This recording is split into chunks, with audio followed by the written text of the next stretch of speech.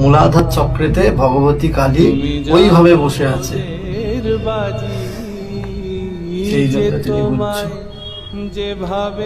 যোগ তত্ত্ব অনুযায়ী তাকে জাগ্রত করলে তবে সেই মাকে পাওয়া যায়। সেই মূলেতেও মা রয়েছে, মধ্যেও মা রয়েছে, অন্তেও মা রয়েছে।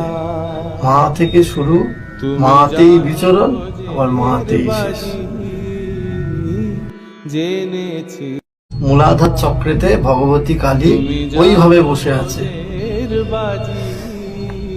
সেই জন্য তিনি বুঝছেন যোগ তত্ত্ব অনুযায়ী তাকে জাগ্রত করলে তবে সেই মাকে পাওয়া যায়। সেই মূলেতেও মা রয়েছে, মধ্যেও মা রয়েছে, অন্তেও মা রয়েছে।